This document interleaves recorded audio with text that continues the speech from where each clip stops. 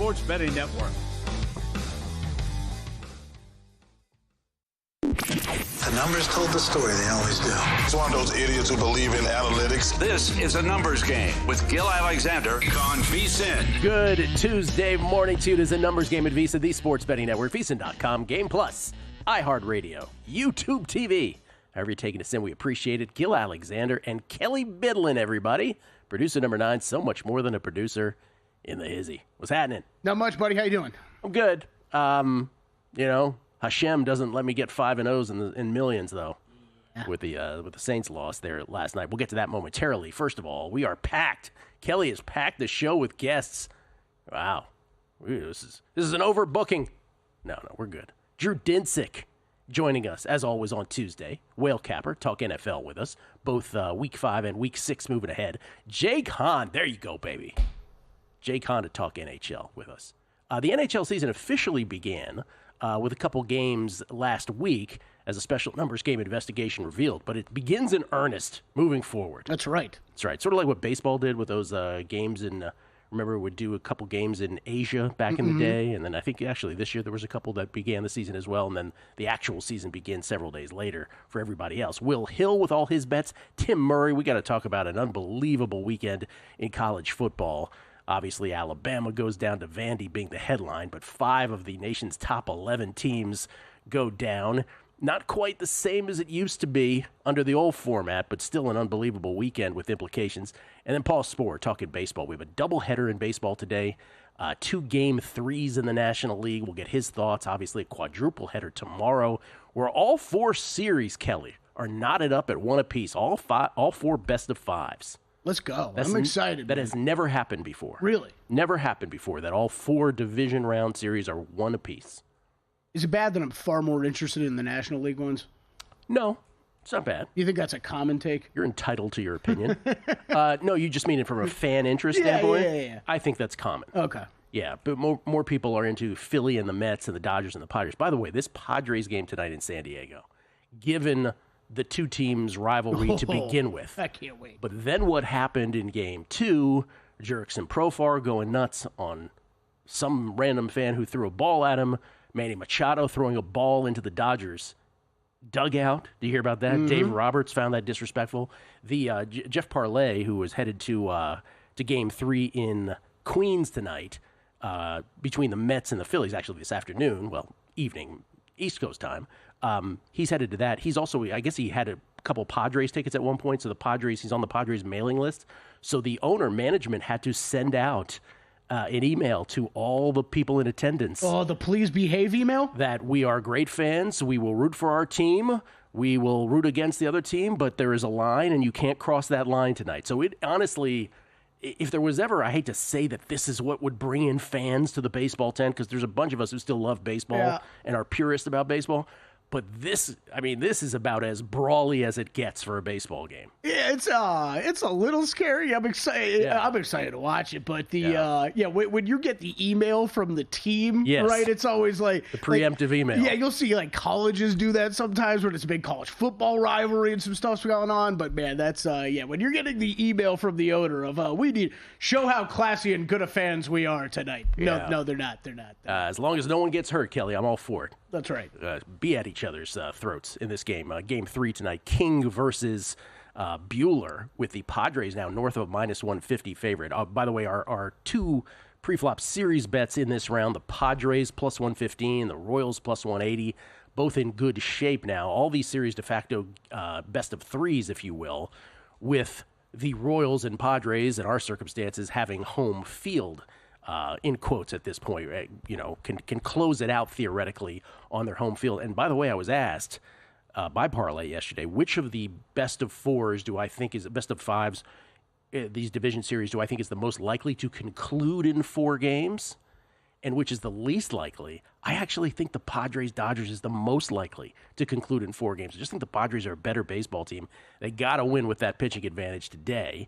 And I think the least likely is the Phillies and the Mets. Like, that one, to me, seems like it's more headed to 5 than the others. And I think the Guardians, Tigers, and Yankees, Royals fall somewhere in the middle. The Royals getting back off the schneid yesterday against the Yankees with a 4-2 win, where they got all 4 of their runs in one frame and Reagan's wasn't even at his best, and the Royals got it done yesterday. And the Tigers, in a great baseball game early yesterday, 3-run jack by Kerry Carpenter off of Emmanuel Clase in the 9th. 3-0. That was all it was. That was all the scoring yesterday in that Tigers-Guardians game. So these series are awesome. It's the best thing going on in sports right now. What are some of these stories? Like I just heard Grace bring it up on the VSiN morning line. The what's his name? Kerry Carpenter. Kerry Carpenter. The home run from him, and he was working at a grocery store like 2 years ago or something. And then the Yankees are trying some guy out at first base that's never played the position. Well, he's it's like never, straight out of Moneyball. He's never played first base before. That's right, Bertie. He never played before. What a time to make these decisions. Yeah, Carpenter. The amazing thing about Carpenter is he's terrible against lefties. So when righties start, he does not start. But against, like, if you do his splits, his against left and against right splits, he's so much better as against righties.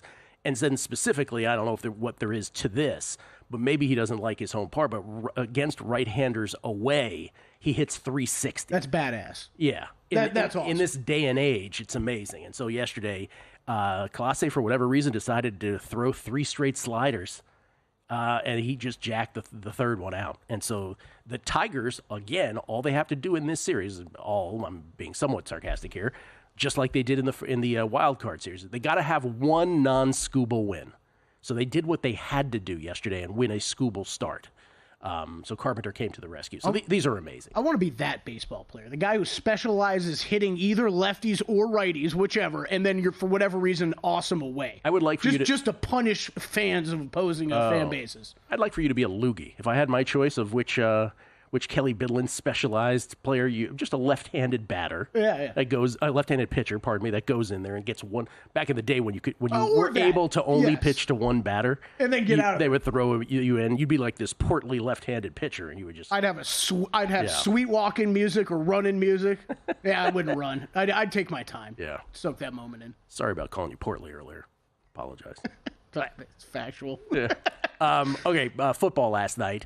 I don't have much to say about this other than somehow the Saints were still in this to cover late. Mm-hmm. But it really was kind of a miracle that they were even in that position late, to be honest with you.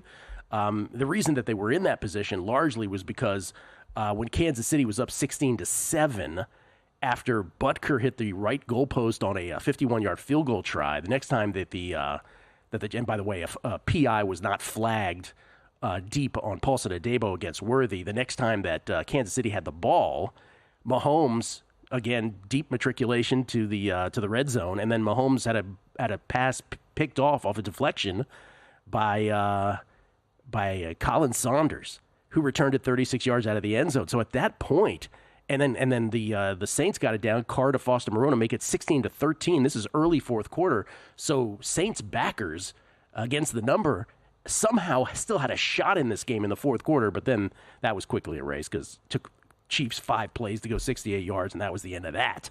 As Juju had a big game. Juju for 50, the big chunk of that drive. And it ends up being a 26-13 win for the Chiefs, where the Saints lost Derek Carr late in this game. Jake Haener had to finish things out for the New Orleans Saints. 26-13 Chiefs in a game that was not nearly this close, quite frankly. A 460-220 total yards advantage. The Saints were doubled up in first down, 28-14, and they were 4 seconds shy of being doubled up in time of possession. It was really dominant. And the Kansas City Chiefs now go to 5-0. So only the Chiefs and the Vikings are undefeated. The battle for last undefeated still remains between the Chiefs and the Vikings. Congratulations if you have one of those tickets still in play. And then the questions, they even mentioned this on the broadcast last night, or maybe they didn't mention this broadcast. Maybe it was a text. I can't even determine where I'm getting all this. Yeah, I know, right? But Patrick Mahomes is now your short shot for MVP. We don't care about any of that. We just care about the betting market. Patrick Mahomes, your short shot. And if we go to Cleve TA's, our buddy Cleve's MVP guidelines, Patrick Mahomes kind of fits the bill, right? Like it's the old LeBron thing, right? You could give it to him every year if you wanted to, but he's the short shot now because everybody else who was up there, the Josh Allens and Lamar Jacksons of the world, have kind of, I don't want to say they've taken a step back, but they haven't been at their best, let's say. Yeah. And so right now, Patrick Mahomes is plus 330 over at DraftKings. Lamar's Lamar and Josh Allen both at 6-1, pardon me. And the only other person in single digits is C.J. Stroud at plus 750. I do want to point out that Jaden Daniels is next at 10-1, which is just awesome. I won't endorse it, but it's awesome. I got a question on Twitter this morning. I want to give proper credit to who it was. I want to say was it Jesse Welch or was it Teasers and Parlays? It was Jesse Welch. Jesse Welch who asked, is this the year that Andy Reid could perhaps get the Lifetime Achievement Award Coach of the Year honor? The issue with it, while Mahomes still qualifies under Cleve's very tried and true MVP criteria, Andy Reid just doesn't fit the bill for Coach of the Year. Per the Cleve stuff. And if anyone's like, oh, what does Cleve know? Cleve has actually really done these parameters very well. Here's the question from Jesse Welch. He said, Reid Coach of the Year 20-1. I said it 2 weeks ago when he was 35-1, but even more so now. Isn't this the kind of season where he gets the Lifetime Achievement Award with a very well-rounded team? Here's the problem, though. Yes, 15 straight winners of this award have been on a team with at least 9 wins. Okay, that works. The average preseason win total of the last 15 winners is around 7.5 wins, though. No winner in the last 15 years came into the season with a win total of greater than 9.5. So that's an issue. The number of wins for the team increased by an average of 5.5 games from the prior year. That's an issue. Nearly half of the last 15 winners were first-year head coaches.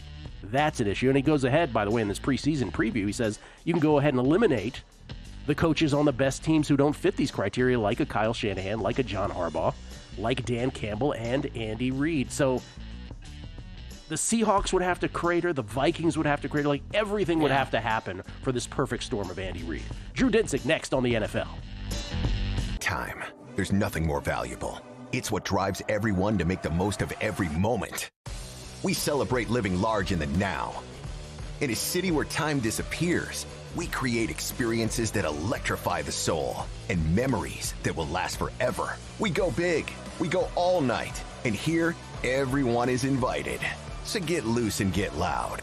This is Circa. You'll have the time of your life.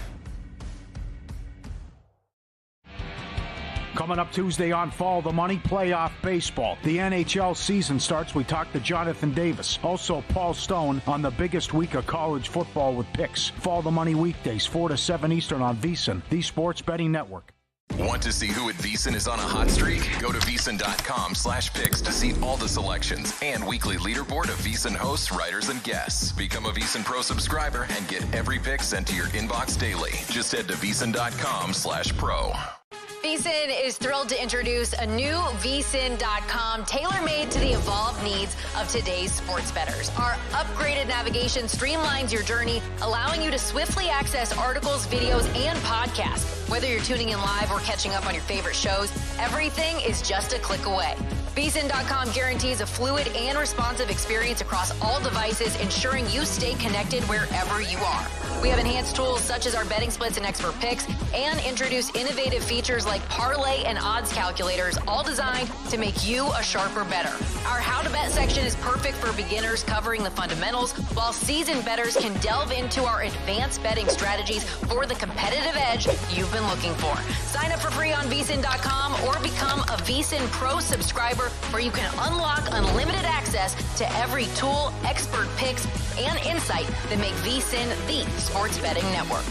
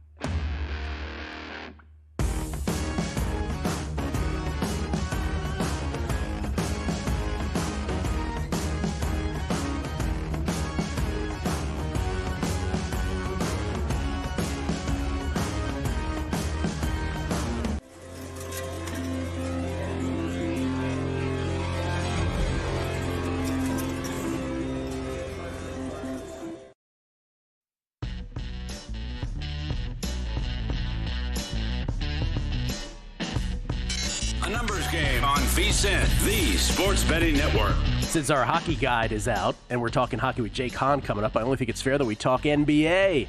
Basketball season ready to tip off on October 22nd, Kelly. Let's go. Special numbers game investigation tells us that. And the VSiN experts have been hard at work tracking the latest player moves to help you bet smarter. Become a VSiN Pro subscriber today for as little as $9.99 for your first month. And reserve your copy of our upcoming NBA betting guide featuring previews and power ratings on all 30 teams, best bets and futures from the VSiN experts, player prop and live betting strategies, plus senior NBA analyst JVT's favorite title bets. JVT will be on with us tomorrow.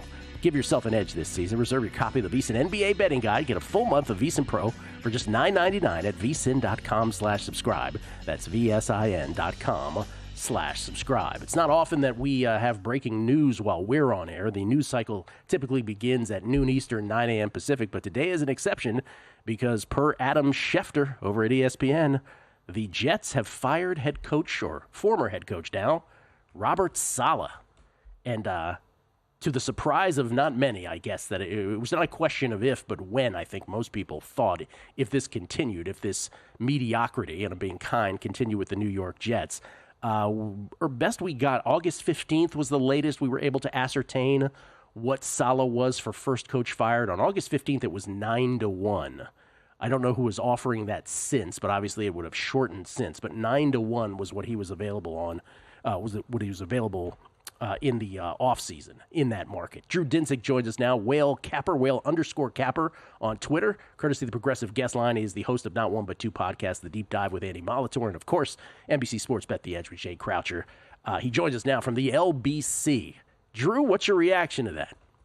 Well, you know why it's early. It's because the Jets are still on London time. And so, they're taking care of business a little earlier in the day than they would normally. This is probably a move that was more precipitated by the loss to the Broncos, I suppose, because otherwise, that the other two, the other two Jets losses in their 2-3 start to the season, one of them was relatively explainable with the opener against, an informed Niners team. And then, they were live in that game in London with a pretty, impressive effort to stay in that game and to give themselves an opportunity for a comeback. So I definitely didn't get the sense that there was quit in the air in the locker room, but this is the Aaron Rodgers show. You signed, this is what you signed up for when you bring him in the first place. A lot of the roster moves and the roster constructions have his fingerprints all over them.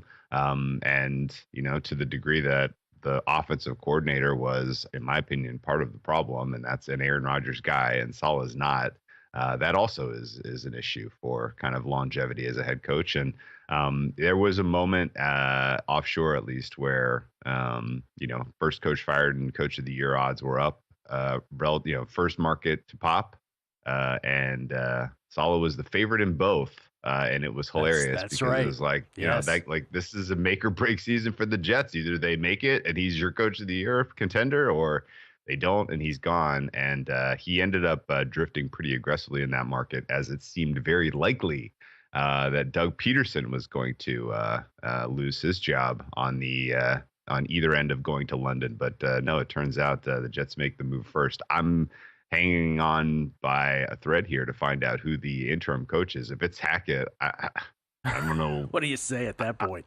Yeah, I mean, if it's Hackett, I don't know what you say, but pretty clearly, the writing was on the wall to a degree in that, Rodgers and Saleh were talking past each other with the media clips that they were giving the last 2 weeks in terms of his cadence and what that meant, and the offensive preparation and the route trees and all the players talking past Saleh in the media was a bad sign. I didn't mean to interrupt, but that's what was in my head as you were talking, which is that couldn't have helped, right? The fact that Saleh comes out and says we need to change the cadences, which is, we need to change the cadence pattern, which Aaron Rodgers has been using from the dawn of time.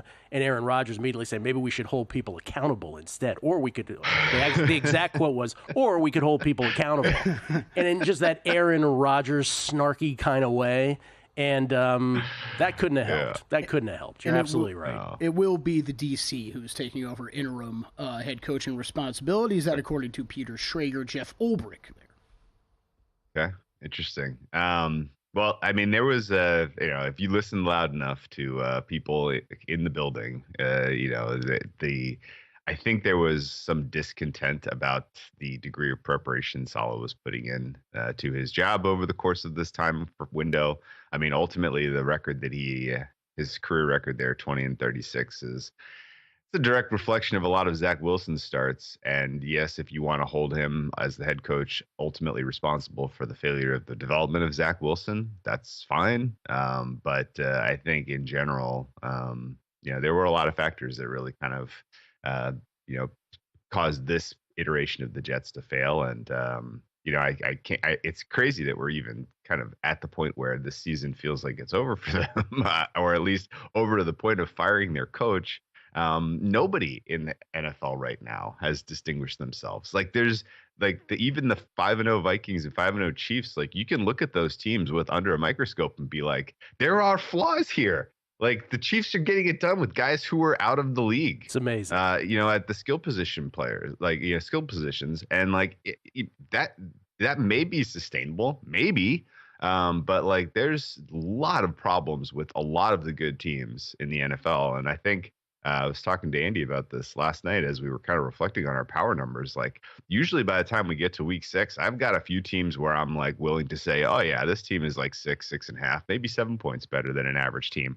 Right now, my best teams in the NFL are like 4.2, 4.3. Like there are no like true standout screamers that, these teams are good. And I think the idea that Circus Survivor's practically over is like good evidence of that beyond just the fact that power ratings would suggest that the top is just not that impressive this year. Well, let me sort of riff on that because we did get a tweet this morning about an hour ago from MTW 24 Golfer who said Drew has San Francisco, as do I, by the way, headed into this past week, as did I. Drew has San Francisco as number 1 ranked team. Can you guys go through that process? They're 2-3 with wins versus 2 bottom 6 teams. Yeah. I mean, the answer is I still believe in the scheme that they're running, and I still believe that they have the skill position players to execute that scheme. I believe in Brock Purdy as a top 5 quarterback, at least from the standpoint of, consistent offensive efficiency. And it's a team that, if you have a quarterback, an offensive scheme that is good, and skill position players who are good right now in the NFL, that puts you at the front of the line.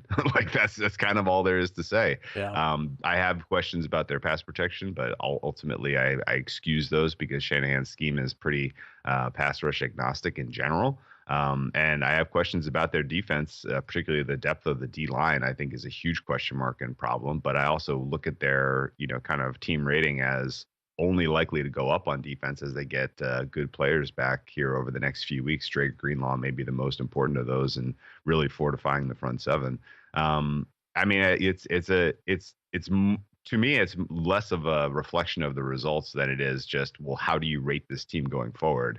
The Niners results are also a fair bit misleading. Like they had, if you sum up the win probability as an integral across the entire game against the Rams, that was like a 95% win game. If you sum up the win probability against the Cardinals, that was like an 90% win probability game for that team. They just absolutely bottled the endings in both of those cases. And the week 2 at the Vikings on a short week, getting a little bit surprised by the Vikings scheme, I can excuse that as well. It would be, this week is obviously exceptionally important. I laid it with San Francisco on the open here. I think that it's the Seahawks defensive injuries. Basically the Seahawks defense is a cluster injury. And I think that is a bad sign for, a team like going up against the Niners in a desperate spot here. But yeah, this next few weeks really will distinguish the Niners, I think, as the best team in the NFL. There are, again, like, it's important to note that it almost isn't even that impressive to say that this team is the best team in the NFL for me right now, because the margins between the teams at the top are very, very narrow. My distance between San Francisco, Kansas City, Baltimore are very fine margins, and then teams like Buffalo and Houston and Minnesota on the next tier are a tiny step behind. So you have like a cluster of 7 at the top right now that on any given day, anyone can win, anyone can lose. Well, just 2 reactions to that. One, when I did guessing lines yesterday, the very first game out of the chute, right, is the Thursday night game. I, too, loved San Francisco laying the points on the road. And to your point about the power rankings, and I'm not being prisoner of the moment, I know this to be a fact, through 5 weeks of an NFL season, 4 for some teams, right, I have never had 3 teams with either 2 or 3 losses already in my top 5. Talking about San Francisco, Baltimore, and Green Bay. And that just shows you what the league is. The fact that those teams, even with all those, warts thus far in terms of results, are still cream of the crop when it comes to this league. Pete Rozell's dream of parity, never more apparent than it is now. Drew's thoughts on Week 6 moving forward. His bets next, right here on The Numbers Game. And they're off.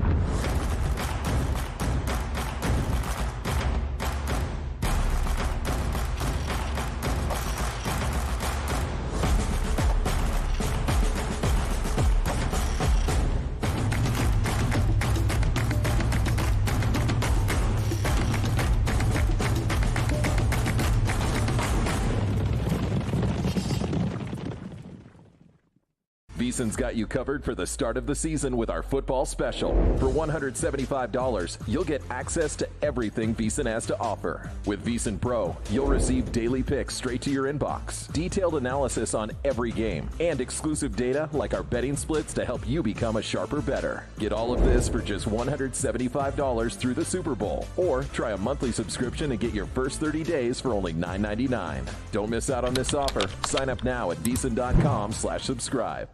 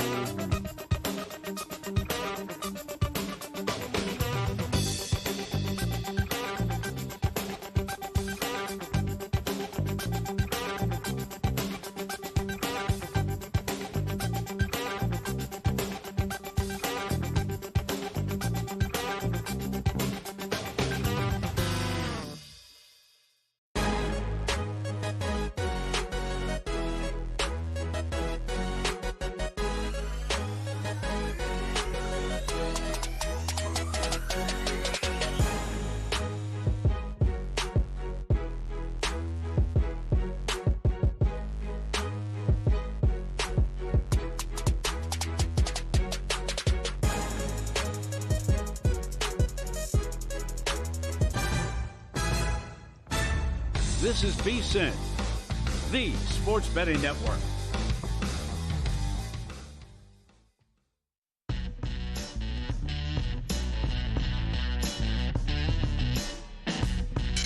Numbers Game on VSiN, the sports betting network. Are you the type of player who's looking to get down $10,000 or more on an NFL line at the best price in the market?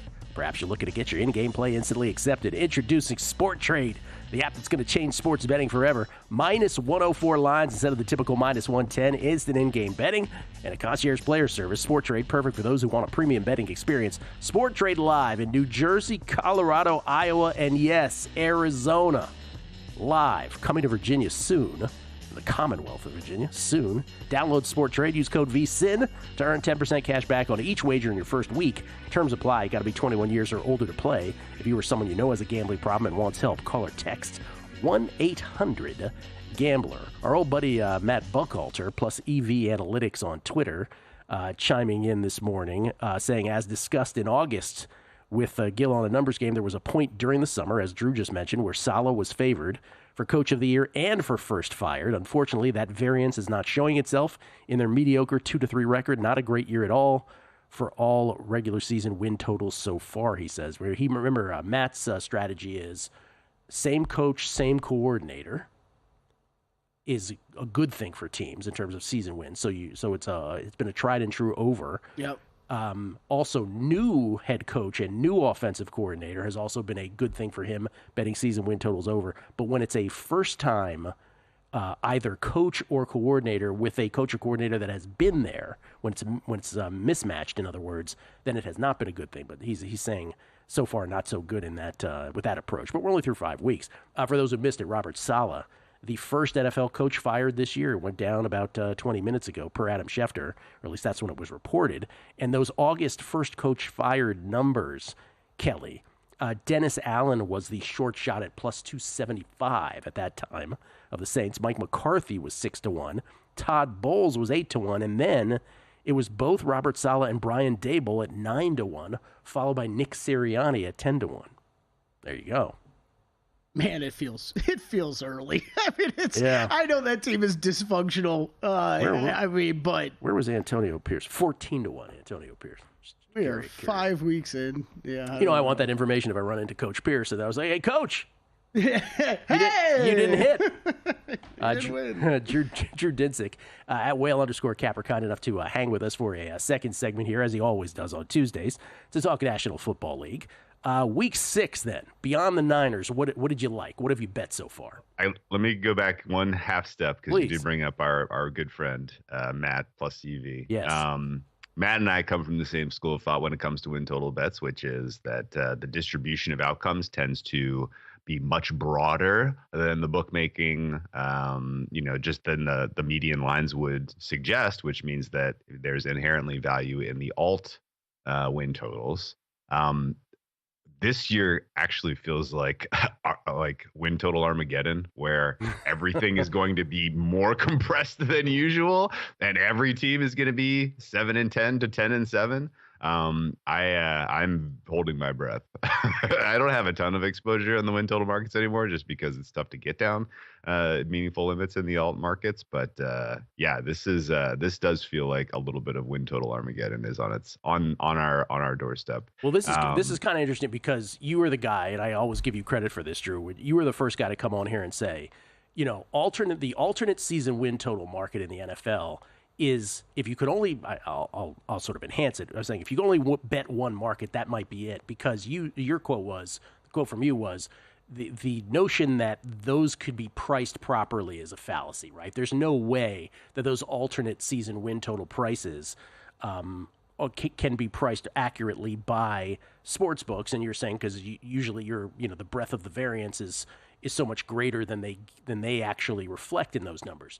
But off air, you were just talking about this, just what you were just saying moments ago. Give the real life example of what you were saying off air, which is you believe that if a team is 10-7 this year, what could happen? Well, I'm projecting right now what will the season standings be in the NFC, and your Commanders come up for me number 2 as a 10.3 win team. So it is very conceivable in my mind that the 2 seed could be a 10 win team from the NFC East. The 3 seed could be a 10-win team from the NFC South, and the 4 seed could be the 10-win 49ers. None of that would shock me. Right now, the 49ers have put themselves in a terrible position as far as tie breaks go. They are really, really, really going to struggle to get out of the 4 seed. Even if they, assuming they can even get to 10 wins, I guess.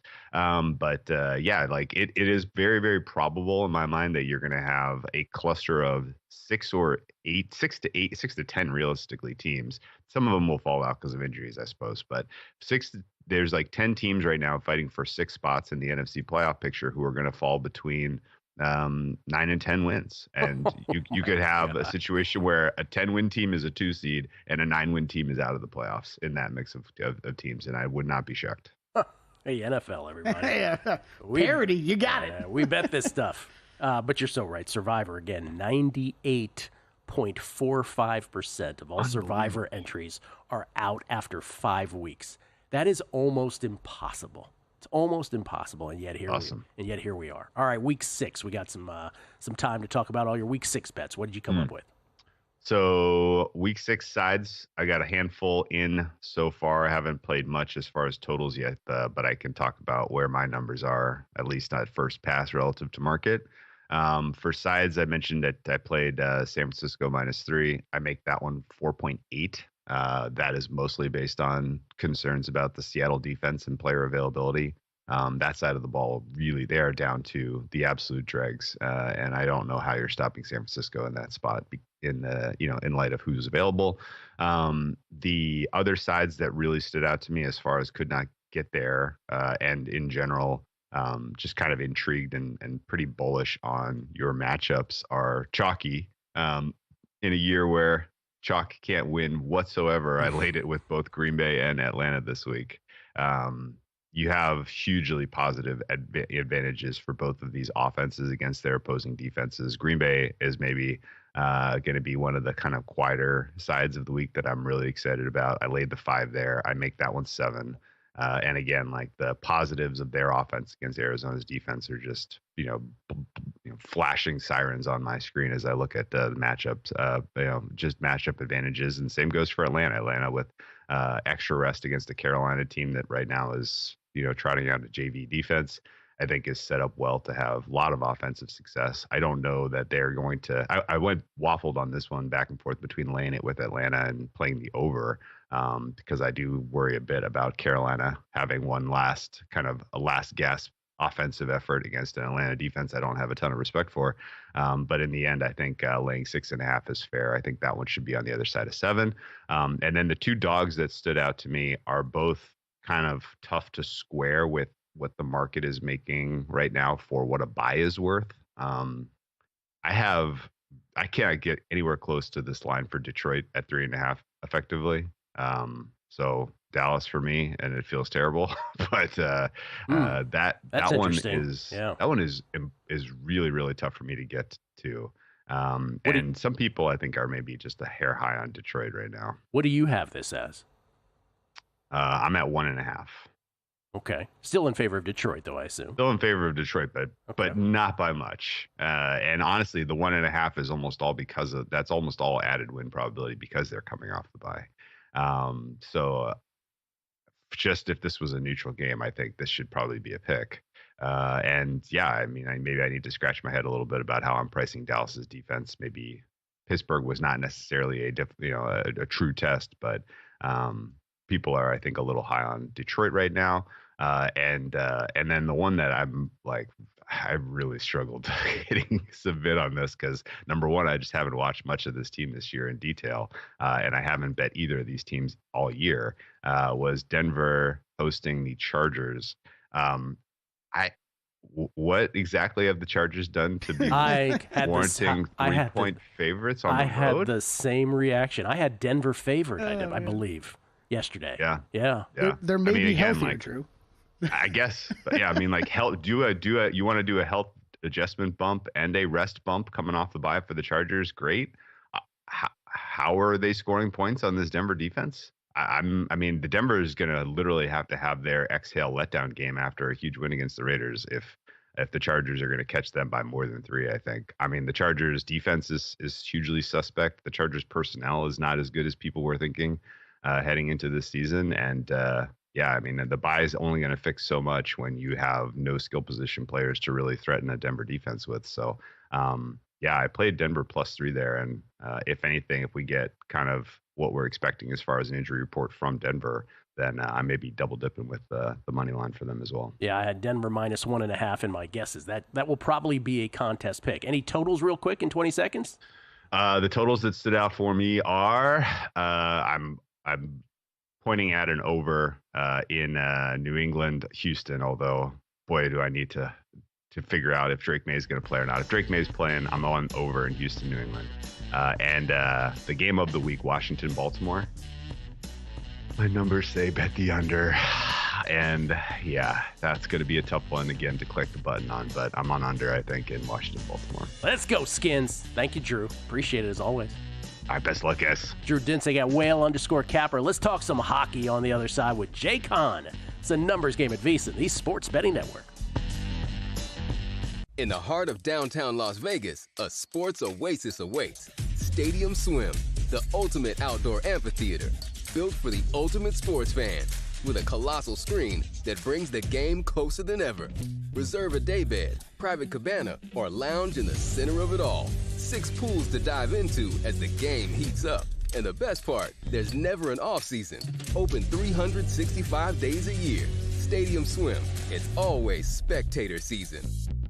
Looking for the ultimate sports betting podcasts? VSiN has got you covered. With a wide range of podcasts covering every major sport, we're here to help you make smarter bets every season. The Baseball Betting Show with Greg Peterson gives you daily insights into finding value on each day's MLB card. And check out Long Shots, where we deep dive into the world of golf betting, providing you with expert insights to help you bet every tournament. Find all of these podcasts and more at VSiN.com/podcasts or your favorite podcast platform.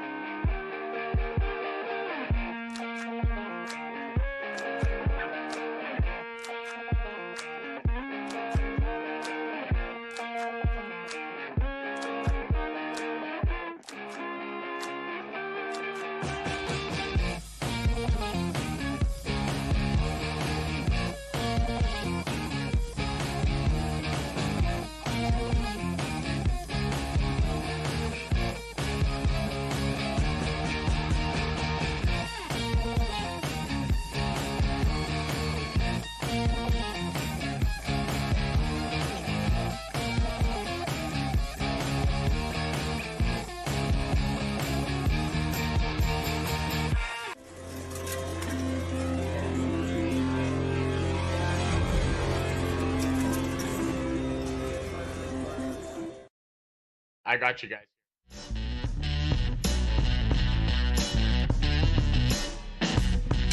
A numbers game on VSiN, the sports betting network.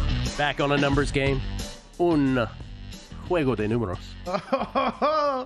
Skill had to hesitate there. Skill Alexander. I did that for our buddy on Twitter who was like, it's not partido, it's juego. Un juego de números. It's Gil Alexander. It's Kelly Bidlin. Let's talk some hockey. For God's sakes, let's talk some hockey. Let's bring in our buddy who's the co-host of The Point and the Fantasy Hockey Show on Sirius XM NHL. It's our buddy Jake Hahn at JHahn4. That's Hahn and the number 4 on Twitter. Jake, how you doing, man? I'm doing great, guys. It's about time. It's been way too long since I've been on with you chatting a little bit of hockey, and this is probably my favorite time of the year. I mean, you could argue April in that calendar, but this is just amazing, guys. We've got football basically every single day for the next, month and a half, if you include some of the greasy college football games in the middle of the week. And we've got playoff baseball going on, basketball around the corner. And like you mentioned, Gil, hockey. We officially dropped the puck on the North American calendar tonight. We did get a couple games in the weekend in Prague in the Global Series, but this is one of my favorite times to be a sports bettor and a sports fan. Yeah, it's awesome, man. I sense your excitement, and I want to get to all your picks. But before we get to all your season longs here, and by the way, we have by request, we have an October most points. We're going to riff off what I did in baseball, most wins every month, and we're going to start with most points from Jake in October. We'll get to all that. I just want to ask you a question. The Florida Panthers are the Stanley Cup champions. They beat the Edmonton Oilers. Obviously, Connor McDavid is a huge betting favorite for the Hart Trophy. Everybody seems to be betting. If you look at what sportsbooks are reporting, people love the Oilers this year in terms of the outrights. Why is it that the Panthers get no love by comparison? That's a great question, Gil. And they did lose a couple of pieces in the offseason, which I think a lot of people are maybe pointing to and saying, okay, are they going to take a bit of a step back? They lose Brandon Montour specifically on the back end. But for the most part, the core group that won the Stanley Cup, and that being said, made it to 2 straight Stanley Cup finals. It's been 2 years. We could be talking about a three-peat here for Florida. They were close a couple years ago, losing to Vegas. So this is a team that's kind of figured out the roadmap. We talk about that a lot, that playoff hockey is so different. And once you get there, there's some teams that are just built for it, and there's some teams that just aren't. There's teams that are built more for the regular season. And I think Florida's proven to us the last couple of years that they're a team that's built for playoff hockey. So when it comes down to it, yeah, they're a team that I'd be willing to back once again. Come playoff time, we always point to it's just tough to run it back again. You play a lot of extra hockey, the toll on the body, mentally, physically, whatever it might be. But we have seen teams go on extended runs. Pittsburgh did it for a while. Chicago, if you want to go further back, LA had some good runs. So we have seen, great core groups come together and have extended, 3 to 5 year windows. And it looks like Florida could be that team right now. Oilers are the short shot to win the Stanley Cup 8-1. Panthers are 10-1. Always look for the Maple Leafs. The Maple Leafs are 13-1. They're the 5th short shot, trying to break the drought since 1967. Toronto, I'm talking to you, Toronto. I'm rooting for you. You didn't go in any of those directions. Who did you end up betting for Stanley Cup champs this year?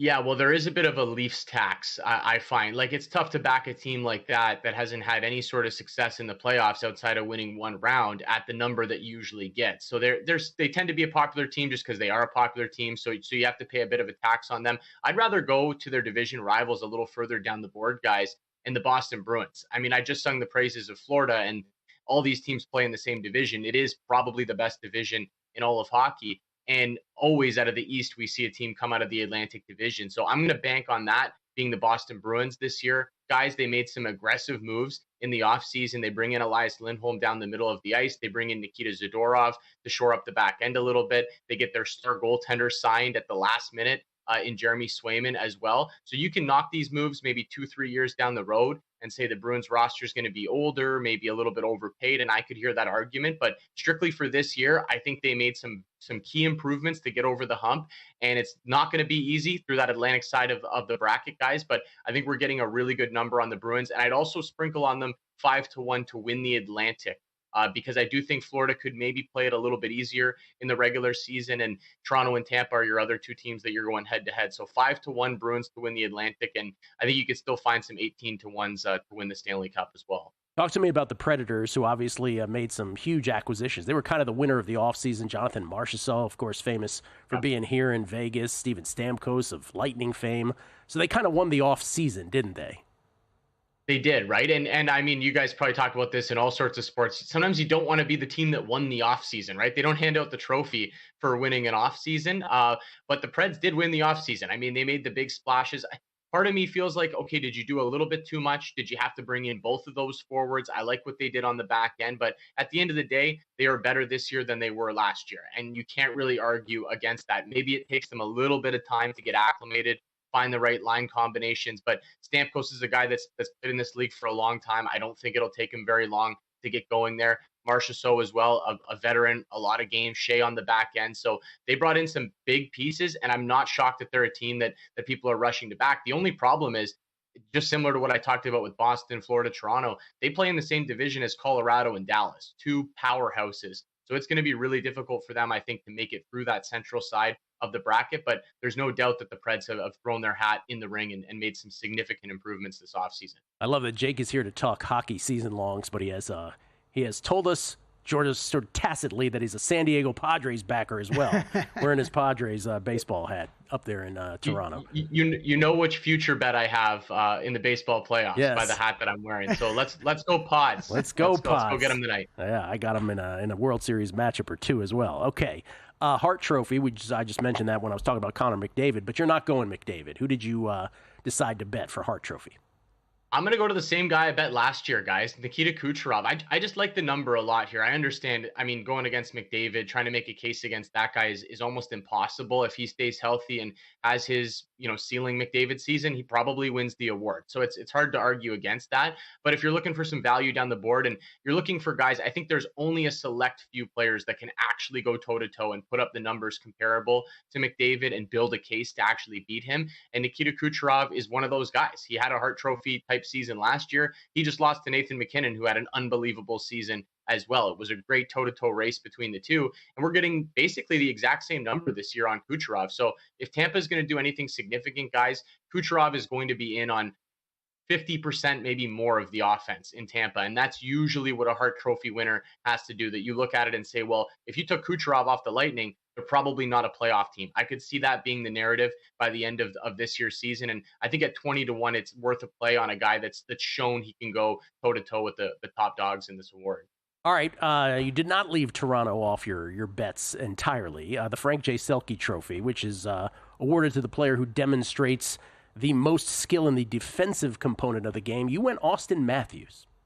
Yeah, I think it's about time Auston Matthews wins this award. He got a little bit of love last year getting nominated. It has become Alexander Barkov's award, and I mean, I'm the biggest Barkov fan out there, and I'm glad he has been getting the recognition. He's kind of taken over the role from Patrice Bergeron as the best two-way forward in the National Hockey League, and everybody seems to agree on it. So he's priced accordingly. I think he's almost close to even money now at this point. So there's really no value in Barkov, in my opinion, in a season-long award where injuries could play a factor. I think Matthews it should be priced way closer to Sasha Barkov. The offense that Matthews can put up, combined with his defensive acumen, I think at some point he is going to win one of these awards. And around 8-1, you can maybe find some 9-1s out there. I think a very fair price on Matthews. Okay, I mentioned that in Major League Baseball season, every month I did most wins. We did it 6 months, all 6 months, won it once, should have won it twice, which is a whole nother story. But it ended up being profitable because of that win on the Astros in the month of June. You were asked by someone, hey, let's do most points every month in hockey. So you have indulged us for the month of October. DraftKings has this available, most points in the month of October in the NHL. The Devils are the short shot by a by a big margin here, I should say. Devils plus 170. Then the Oilers and the Avalanche are the only others in single digits. Who did you end up with here? Well, the Devils have been spotted 4 points, right? They go to Prague, they beat the Sabres twice. So I think you can actually kind of take advantage of that a little bit in the market and say, okay, well, they're priced that way because they already have 2 wins, but maybe we could find some more value down the board. Edmonton's a team that has started slow the last couple of seasons. I don't know if the same thing is going to happen this year, but they tend to take a month or so to kind of get into the season a little bit. So I would maybe avoid them at the top of the board. The Panthers do make a lot of sense, guys. I know the number's not great, but when you look at it, We saw Vegas do it last year. They came right hot out of the gates after winning the Stanley Cup and then kind of hit a little bit of a speed bump. So I think the Panthers, you raise the banner, you get excited. That can maybe keep you going for about a month. I have a lot of interest in them. Winnipeg at 35-1 jumped out to me as well, just based on their schedule. The only problem is they only play 10 games. So they probably have to go like 9-1 or something in that range. So I'm going to settle on the Panthers here, guys, 14-1. I know it's not the most exciting play on the board, but I do think they can ride that wave, raising the banner for at least a month and get off to a nice start, bank some points here. Well, makes sense. They got the head start, so there's a reason for it not being the sexiest pick because they do have a head start on that. And again, with the DraftKings, with MLB, they did dead heat, so I assume they have dead heats as well here if there is a tie. Jake, you got me pumped for hockey. I appreciate it, man. Let's go. I'm excited to come back on throughout the season, guys. A lot of fun. Love it. Jake Hahn, everybody, right here on A Numbers Game. We're coming back. We'll talk with Will Hill next. A new football season means a new lineup on VSiN. Start your day with sharp betting analysis